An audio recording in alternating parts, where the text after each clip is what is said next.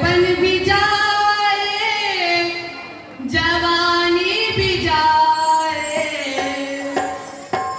बचपन भी जाए, जवानी भी जाए, और बुढ़ापे का होगा असर धीरे धीरे, चली जा रही है उम्र धीरे धीरे। चलिए आपको एक इतिहास सुना रहे हैं, बहुत पुराना इतिहास है। अत्रते कीर्तश्यामि इतिहासं पुरातनं, यस्य श्रवणे मात्रेथा पापहानि प्रजायते। तुंगभद्रा नदी के किनारे उत्तम नाम का एक नगर था, और उस उत्तम नाम के एक नगर में रहता था ब्राह्मण जिसका नाम था आत्मदेव। आत्मदेव की पत्नी का नाम धुंधली।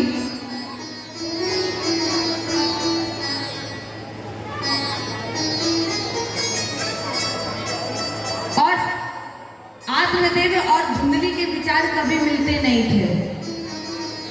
धुंधली कर्कशा थी, इसलिए इनकी कोई संतान नहीं हुई। आत्मदेव का गृहस्थ जीवन तो था, पर पत्नी कर्कशा होने की वजह से आपस में लड़ाइयां होती थी, विचार नहीं मिलते थे। तो फिर परिणाम क्या हुआ? ना पिवा पुत्रो ना पिवा पुत्री तत् संतान थे। तो आत्मदेव ने सोचा कि निसंतान से अच्छा है कि हम भगवत भजन करें, क्योंकि पत्नी से भी नहीं बनती थी और इनके कोई संतान भी नहीं थी। तो ये एक दिन दुखी होकर के इन्होंने घर का त्याग कर दिया। थोड़ी दूर चले, एक किनारे सरोवर के पास पहुंचे, प्यास लगी, अंजलि में जल लिया, और जैसे ही अंजलि को होठों से लगाया तो मन में एक भाव आ गया, काश मेरे पुत्र होता।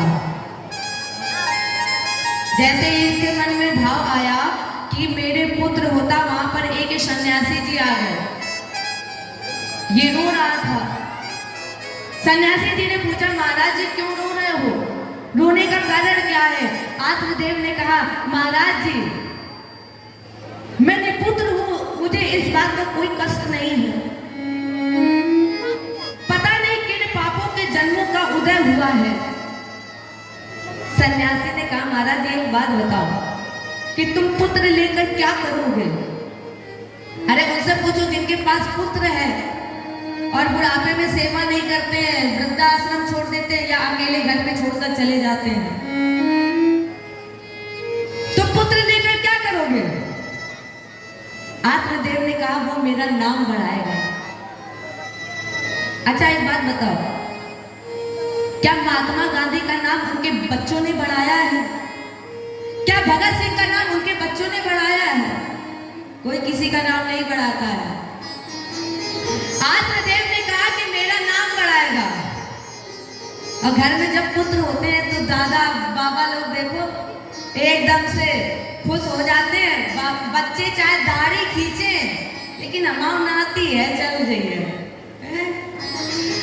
बड़े खुश होते हैं।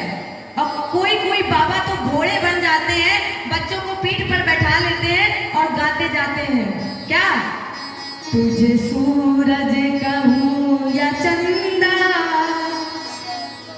तुझे दीप कहूं या तारा, मेरा नाम करेगा रोशन, जग में मेरा राज ला। अब ये बता, तुमने कितना अपने पिता का नाम बढ़ा लिया जो तुम अपने बच्चों से उम्मीद करते हो कि वो मेरा नाम बढ़ाएगा? आत्मदेव ने कहा कि आप क्या जानो, तुम सन्यासी हो, तुम क्या जानो पुत्र क्या होता है। सन्यासी ने कहा देखो एक बात है, एक जन्म की तो बात छोड़ो, तुम्हारे 7 जन्म तक कोई संतान नहीं होगी। आत्मदेव ने कहा महाराज जी आप चाहे तो सब कुछ कर सकते हैं, इसलिए महाराज जी कल्याण करिए। तो उस सन्यासी ने आत्मदेव को एक फल दिया और कहा कि जाकर के पत्नी को दे देना, खिला देना। पत्नी कर्कशा, आत्मदेव गया फल लेकर, आत्मदेव ने फल धुंधली के हाथ में दे दिया और आत्मदेव जी चले गए। अब धुंधली ने सोचा कि अगर हमने ये फल खा लिया, क्योंकि हमने सुना है कि 9 महीने गर्भ धारण करते तक ना जाने कितनी पीड़ा होती है, ना जाने कितने कष्ट झेलने पड़ते हैं, और अगर हम एक कमरे में बंद हुए, गर्भ से हुए, आग लग गई, हम भाग नहीं पाए, हम जल जाएंगे, तो ऐसे पुत्र से अच्छा है कि हम पुत्र ही ना करें। ये सोच रही थी, तब तक इनकी एक सहेली आ गई। उन बहन जी ने कहा क्या हुआ बताइए। धुंधली ने पूरा वृत्तांत बताया। वो बहन जी गर्भ से थी। उन्होंने कहा देवी आप चिंता मत करो, आप ये फल हमें दे दो, हम ये फल ले जाकर के गाय को खिला देंगे और मेरे जो पुत्र होगा वो हम आपको दे देंगे। अब ये चर्चा आत्मदेव को नहीं पता था। जैसे ही उन बहन जी के पुत्र हुआ, ला करके धुंधली को दे दिया। अब आत्मदेव जी बड़े खुश कि मेरे पुत्र हो गया है। नामकरण के लिए पंडितों को बुलाया गया, और जब पंडित जी नामकरण करने के लिए आए तो एक ने कहा सीताराम रख दो, एक ने कहा मदन मोहन रख दो। तो धुंधली एकदम से बोली अरे महाराज जी ये कितने पुराने नाम बता रहे हो, मदन मोहन, गोपाल, अरे ये बहुत पुराने नाम है, कोई नया नाम बताओ। तभी उसी सभा में, उसी पंडितों के बीच में एक पंडित और बैठा था। उसने पत्रा उठाया और पत्रा को 1-2 बार पलटा। कितना होशियार था, 1-2 बार पलटा और पलट करके रख दिया, और इसने कह दिया इसका नाम हो जाएगा धुंधकारी। और जैसे ही पंडित जी ने उसका नाम धुंधकारी रखा, धुंधली एकदम से खुश। हाँ पंडित जी तुम बहुत विद्वान हो, अरे धुंधली के धुंधकारी ही तो होगा। इसका नाम रख दिया धुंधकारी। बड़ा हुआ, जब 3 महीने का हुआ तब फल से गाय ने भी एक बच्चे को जन्म दिया। सर्वांगम सुंदरम दिव्यम, ये संत के प्रसाद से पैदा हुआ, इसलिए निर्मलम कनक प्रभम, जिसका एक अंग दिव्य निर्मल पवित्र था। गोकर्णा पंडितो ज्ञानी, कान गाय के समान थे, इसलिए इसका नाम रख दिया गया गोकर्ण। गोकर्णा पंडितो ज्ञानी अधुंधकारी महाखला। खल माने दुष्ट, और यहाँ पर बहुवचन का प्रयोग किया गया। महाखला मतलब दुष्टों में भी फर्स्ट डिवीजन दुष्ट, सबसे बड़ा दुष्ट। बच्चे खेलते थे तो सर भिड़ा देता था, कभी कभी बच्चों को धक्का दे देता था, और ये दूर से खड़ा होकर ताली बजाता था। अब आत्मदेव जी के पास जब उलहने आने लगे तो आत्मदेव जी ने सोचा कि इससे अच्छा मैं तब था जब मेरे कोई पुत्र ही नहीं था, इससे अच्छा मैं तब था जब मेरे पुत्र नहीं था। अब देखो पुत्र है कितना परेशान कर रहे हैं। आत्मदेव जी रो रहे थे, उधर गोकर्ण जी आए। गोकर्ण जी ने पूछा पिताजी आपके रोने का कारण क्या है, क्यों रो रहे हो? आत्मदेव ने कहा गोकर्ण अब मेरे जीवन के कल्याण का केवल उपाय बताओ। मैं जान गया हूं कि इस संसार में मेरा कोई नहीं है, इसलिए कल्याण बता दो कैसे हो। गोकर्ण ने कहा पिताजी जिस व्यक्ति को जिस दिन पता चल जाए कि इस संसार में उसका कोई नहीं है तो समझ लेना कल्याण हो गया। पिताजी, अगर आपने अपने कानों से भागवत जी की कथा सुन ली, अपने हाथों से सेवा कर ली, तो समझ लो पिताजी आपका कल्याण हो गया है। पिताजी, श्री कृष्ण माप नियतम, भक्ति भाव श्रद्धा समर्पण से क्या करो? श्रीमद् भागवत कथा के 10वें स्कंद का पाठ ही कर लो, भगवान कृष्ण के पूर्व जीवन का इतिहास ही पढ़ लो। कैसे? श्रद्धा और समर्पण भाव से। आत्मदेव ने श्रीमद् भागवत भगवान का पाठ किया और पाठ करके भगवत धाम को प्राप्त हो गए। अब जब इनके धुंधकारी के पिताजी चले गए तो धुंधकारी के अंदर 4 चीजें आ गई। कौन सी 4 चीजें? जुआ खेलने लगा, शराब पीने लगा, चरित्र का पतन कर लिया, माने वैश्याओं का साथ कर लिया। और जब ये 3 चीजें धुंधकारी के अंदर आ गई तो क्या धन कब तक साथ देता है? सारा धन नष्ट हो गया। परिणाम स्वरूप धुंधकारी अपनी मां को लातों से पीटने लगा। इतना दुष्ट हो गया कि सारा धन नष्ट हो गया और अपनी मां को अपने लातों से पीटने लगा। जब इसने अपनी मां को लातों से पीटा, अपमान किया मां का, तो धुंधली कुएं में जाकर अपने प्राणों का त्याग कर दी। धुंधली ने राजा के यहाँ चोरी की, वैश्याओं को दिया, वैश्याओं ने भोजन किया और भोजन में कराने के बाद धुंधकारी तो सो गया। उन्हीं वैश्याओं ने रस्सी निकाली और बांध करके धुंधकारी को मार दिया। परिणाम स्वरूप जो जैसा करता है उसके साथ वैसा ही होता है। धुंधकारी ने ना जाने कितने को कष्ट पहुंचाया है, ना जाने कितने को पीटा है, ना जाने कितनों को पीड़ा दी, इसलिए उसका आखिरी में अंत ही हो गया। गोकर्ण को जब पता चला तो गोकर्ण जी ने गया जी में श्राद्ध कराया। गोकर्ण लौट करके आए, महल में सो रहे थे। आधी रात के समय अचानक इनकी आंख खुली और जब इनकी आंख खुली तो इन्हें भिन्न भिन्न रूप दिखाई पड़े। अब जब इन्हें भिन्न भिन्न रूप दिखाई पड़े तो गोकर्ण ने कहा, कौन हो? भूत प्रेत राक्षस कौन हो तुम? आवाज आई, अहम भ्राता, मैं तुम्हारा बड़ा भाई, त्वदीयो इसम धुंधकारितिम नामतः। गोकर्ण, मैं तुम्हारा बड़ा भाई, मेरा नाम धुंधकारी है।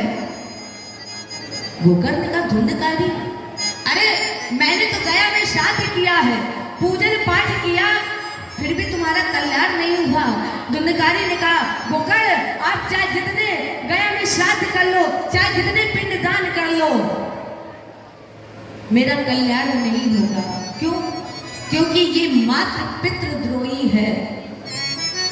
भगवान उसे कैसे पार लगा दे जो अपनी मां को लातों से पीटता हो, जिसके लिए स्वयं राम जी ने कहा है क्या? सुन जननी सोई सुत बड़ भागी, सुन जननी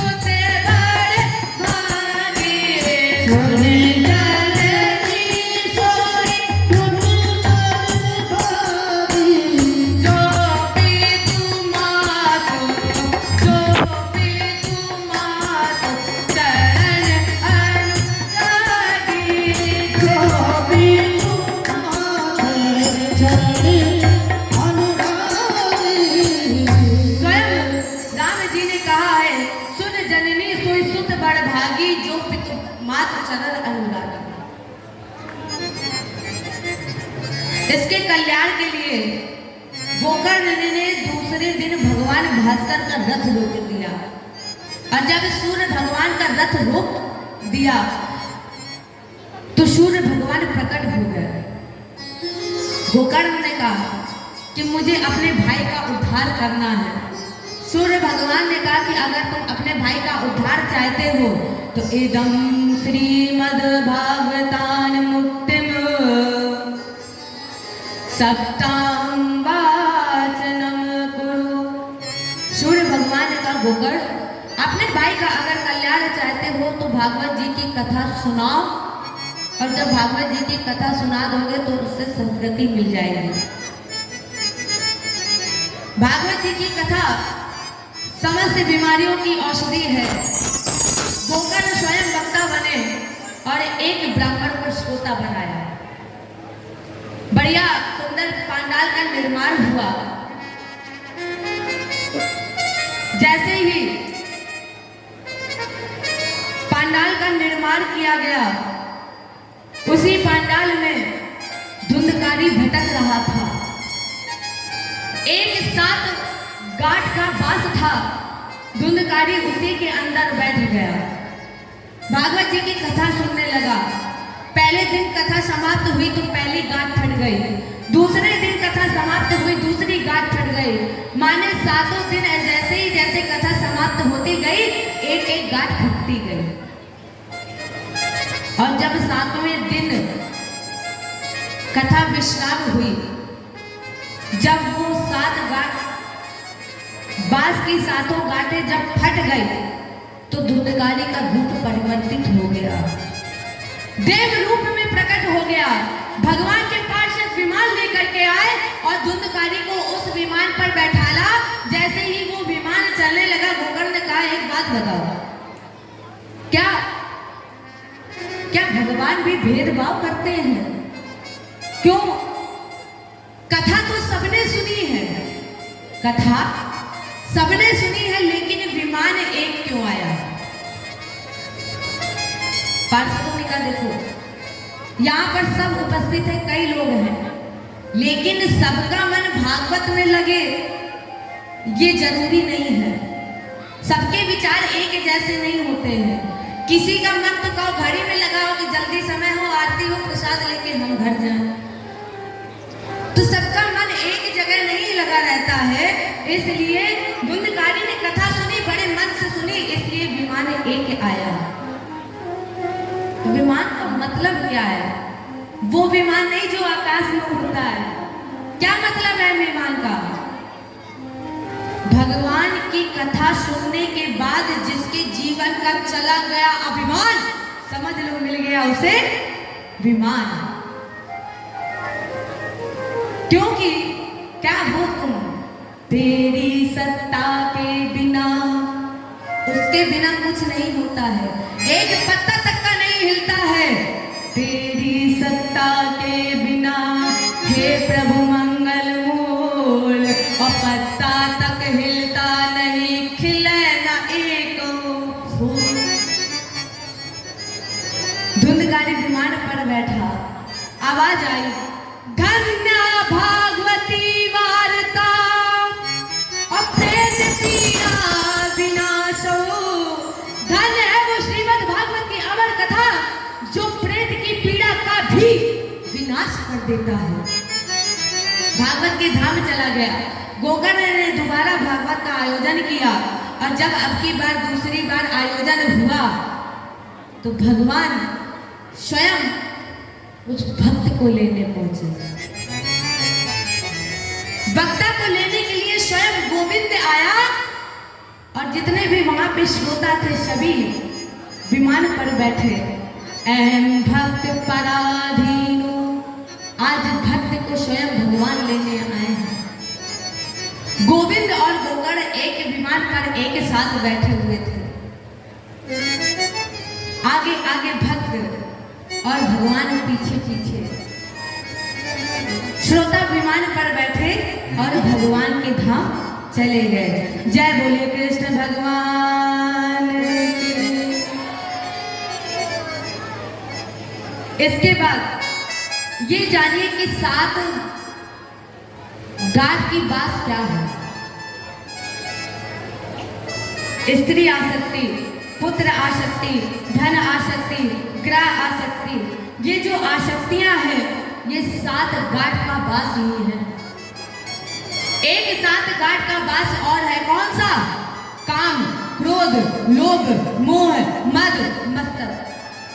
ये 7 गांठ के बास है।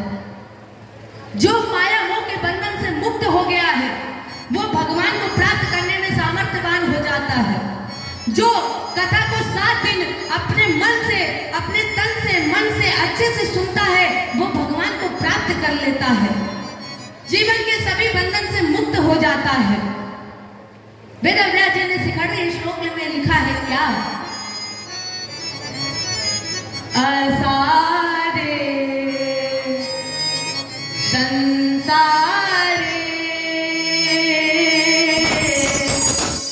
विषय विष संगा कुल दिया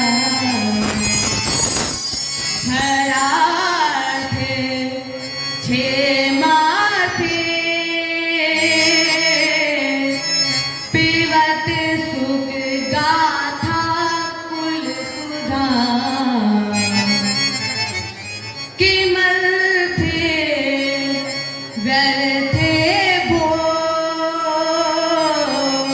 ब्रगत कुपधे कुत्सित कथे परिचित तत् साक्षी। परिचित इस बात का साक्षी है। किस बात का साक्षी? परिचित तत् साक्षी यचवर गति मुक्ति युक्ति कथने। जो कह रहा है कि मैंने भागवत जी की कथा सुनी तो मुझे मुक्ति रूपी गति प्राप्त हो गई। अब हम क्या करें? पिबत सुख गाथा कुल सुधा। क्यों ना क्षण प्रतिक्षण जब भी समय मिले हम इस कथा को सुने। बल्कि भगवान ने जो संदेश दिया है, क्या संदेश दिया? कर्मणा जायते जंतु अकर्मणेव विवीयते असुखम दुःखम भयम क्षेमम कर्म बाधित पद्धति। भगवान ने बाबा नंद से गिरिराज पूजन के समय कहा, बाबा इंद्र वर्षा करेंगे, ये सोचना कायरों का काम है। केवल भारत भूमि ऐसी भूमि है जो कर्म भूमि है, और जब कर्म भूमि भारत में नर्तन कर्म योनि है, और जब कर्म योनि कर्म भूमि पर आए हो तो फिर हमें कर्म करना ही चाहिए। फल की चिंता मत करिए, कर्म करिए, क्योंकि जो कर्म आप करोगे वो फल आपको जरूर मिलेगा। लेकिन हम लोग गलती कहाँ करते हैं? सब कुछ कर लेते लेकिन एक ही चीज नहीं बोलते। आप सब कुछ करें और हमेशा एक चीज जरूर बोले। क्या? सब कुछ करने के बाद बोलिए क्या? ओम ब्रह्मात्मनम अस्तु। ठाकुर जी जो कुछ भी है वो सब आप ही का ही तो दिया हुआ है। अच्छा आप ये बताओ, अगर आपसे पूछा जाए कि आप भागवत जी की कथा सुन रहे हो, ये धर्म है कि अधर्म है? क्या है? धर्म है। किसने बताया आपको धर्म है? आप यही तो कहोगे कि हमें बुजुर्गों ने बताया है कि भागवत जी की कथा सुनना, भगवान की सेवा करना ये धर्म है। पूजा करना धर्म है, जो वैदिक परंपरा है, जो हमें वेदों से ज्ञान दिया गया है। वेदस्य स्वरूप नारायण, अनारायण स्वरूप वेद, और वेद से हमें जो मिलता है उसके अनुकूल आचरण करना धर्म है, और अगर आप उसके विपरीत आचरण करेंगे तो वो अधर्म है। 83,99,999 योनियां हैं, और अगर हम वैदिक व्यवस्था के अनुकूल चले तो फिर हमारे और आपके लिए खुलते हैं मुक्ति के दरवाजे। मुक्ति का मतलब क्या है? किसी बंधन से छूटना। माँ प्रमाणित किया गया है। हमारे आपके ऊपर जन्म से लेकर मृत्यु के समय तक केवल एक ही बंधन है। कौन सा बंधन? कामना का बंधन। जिस दिन हम कामना के बंधन को तोड़ देंगे उस दिन हम परमात्मा को प्राप्त कर लेंगे। फिर कहीं मंदिर में भटकने की जरूरत नहीं पड़ेगी, परमात्मा खुद आपके सामने आएंगे। परमात्मा खुद आपके सामने आएंगे। यदि आपने कामना का दमन कर लिया तो हम परमात्मा तत्व को प्राप्त कर लेंगे, ये निश्चित है। अगर प्यारे इस बंधन से मुक्ति चाहते हो तो वेद व्यास जी लिख रहे हैं, निगम कल्प तरोर गलितम फलम। निगम कहते हैं वेद को।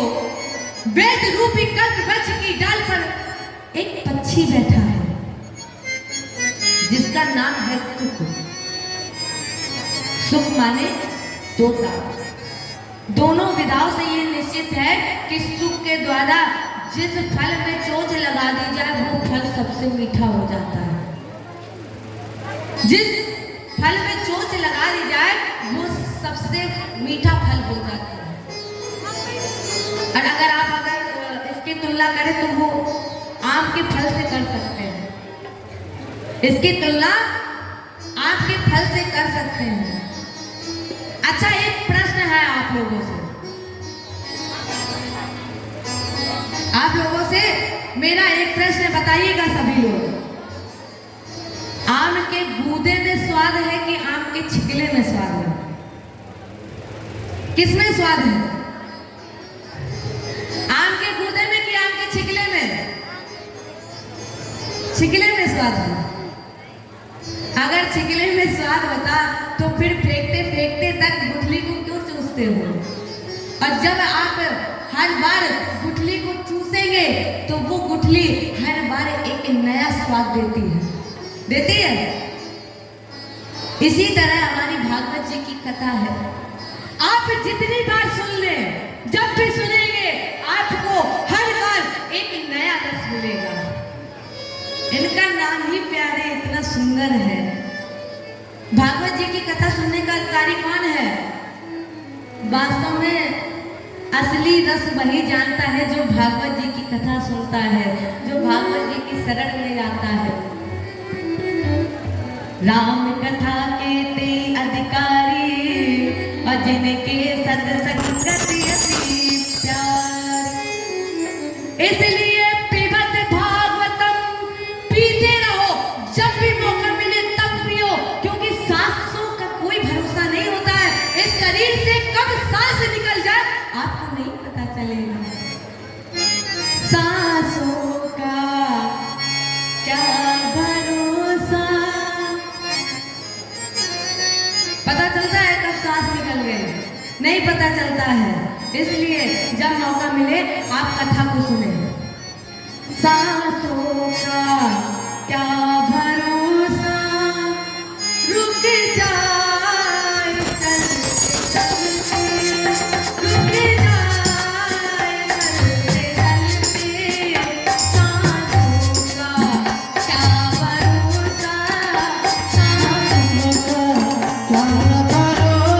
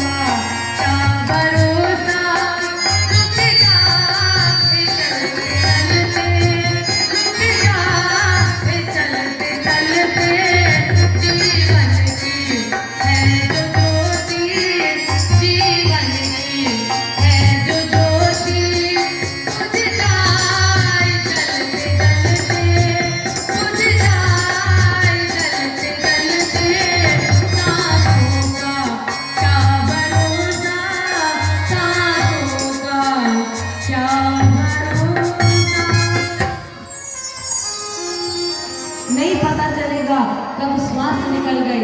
इसलिए जब भी मौका मिले आप भागवत जी की कथा सुने। सौनक जी ने कहा महाराज जी आपने बहुत सुंदर चर्चा की है।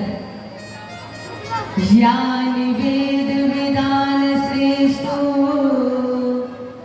भगवान वाद नारायण अन्य चामुन्या सूत अपरावर विदो विदु। लेकिन हमारी स्थिति विषम हो गई है महाराज जी। मेरी स्थिति ऐसी हो गई है जैसे जेठ का थका हुआ पथिक, आपने उसे जल तो दिया लेकिन पूरा नहीं दिया, उसका मन नहीं भरा।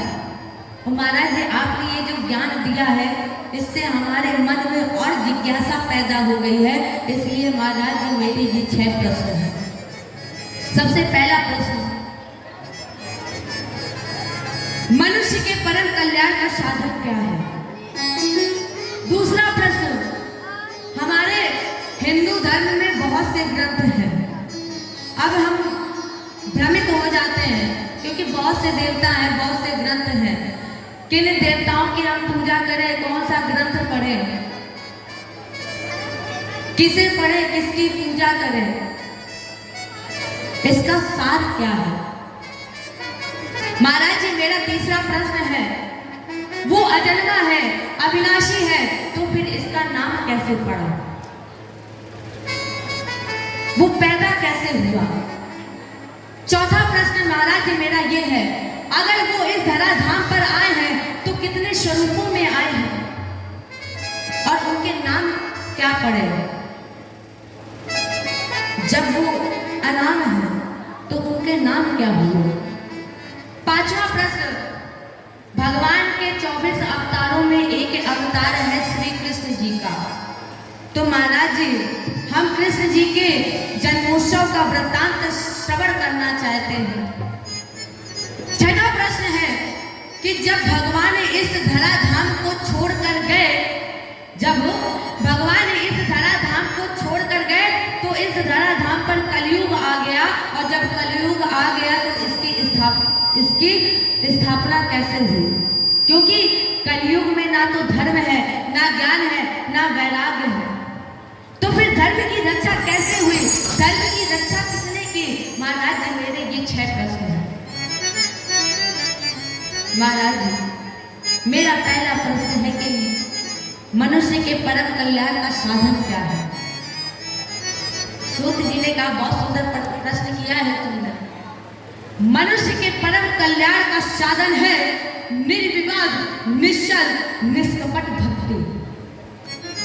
कौन सी भक्ति?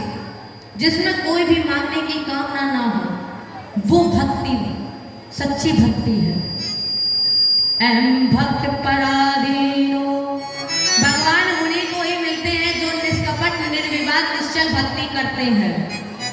इसलिए नहीं जाके प्रसाद चढ़ाया और कह दिया हे प्रभु मेरे बेटे की नौकरी लगा दो तो हम 101 रुपए का प्रसाद चढ़ाएंगे, तब तुम्हारा कल्याण नहीं होगा, तो तुम मांगने जा रहे हो। अरे मांगने की क्या जरूरत है जब उसे सब कुछ पता है, और जब उसे लगता है कि तुम्हें ये मिलना चाहिए तो वो अपने आप ही तुम्हें दे देता है, फिर मांगने की जरूरत नहीं पड़ती है। दूसरा प्रश्न, हमारे हिंदू धर्म में बहुत से ग्रंथ हैं, बहुत से देवी देवता हैं, किसे पढ़े, किसकी पूजा करे, किसकी ना करे? तो आप सबको पढ़े, रामायण पढ़े, भागवत जी पढ़े, और उनमें से जो आपको सबसे अच्छे लगे उन्हें आप अपना इष्ट मानो। अगर आपको राम जी अच्छे लगते हैं तो आप राम जी को इष्ट मान लें, कन्हैया जी अच्छे लगते हैं तो आप कन्हैया जी को इष्ट माने, आप पढ़े सबको। दूसरी एक बात और कि मंदिर कभी घर के पास नहीं होना चाहिए। क्यों नहीं होना चाहिए पास में? क्योंकि लोग दूर वाले मंदिर की ज्यादा पूजा करते हैं। घर में पूजा करें ना करें वो अलग की बात है, लेकिन दूर वाले मंदिर की जरूर पूजा करेंगे। अपने घर के मंदिर में भगवान भले कुछ ना, लेकिन जरा एक बार वृंदावन चलो, देखो कितनी भीड़ लगी हुई है। जरा अयोध्या चलो, राम जी के दर्शन करके आते हैं। जब तक आप घर के मंदिर, जब घर के भगवान को खुश नहीं करेंगे तो क्या आपके वृंदावन में बिहारी जी खुश हो पाएंगे? अगर आपने घर के भगवान को खुश कर लिया तो वृंदावन के बिहारी जी और घर के बिहारी जी में क्या कोई अंतर है? है तो सब एक ही। तो पहले आप घर की, एक सबसे बड़ी बात है कि सबसे पहले आप माता पिता को मानो, माता पिता की आज्ञा मानो। और जब आपने माता पिता की आज्ञा मान ली, उनकी सेवा कर ली, तो फिर आपको वास्तव में भगवान को ढूंढने की जरूरत नहीं पड़ेगी, भगवान अपने आप ही मिल जाएंगे। तीसरा प्रश्न महाराज जी मेरा ये है, वो अजन्मा है, फिर वो जन्मा कैसे? सबसे पहले तो बाबा गोस्वामी जी ने इस प्रश्न का उत्तर दिया और उन्होंने लिखा, परम स्वतंत्र न सिर पर कोई, परम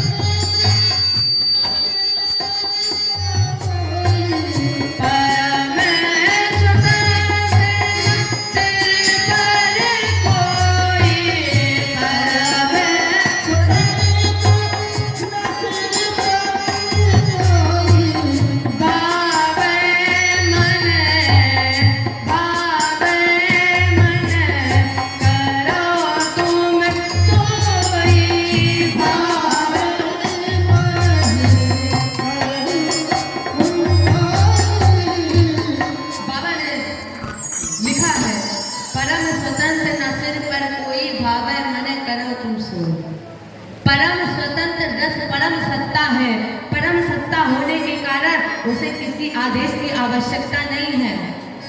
तो फिर वो जन्मता कब है? जब जब हो कर्म के हानि, जब जब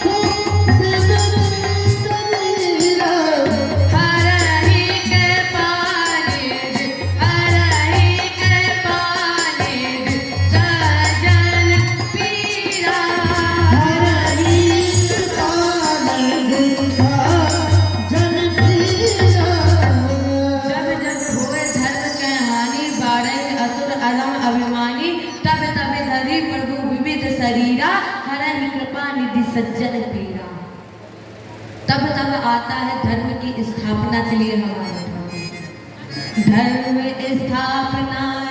जब जब अधर्म बढ़ता है तब वो धर्म की स्थापना के लिए आता है।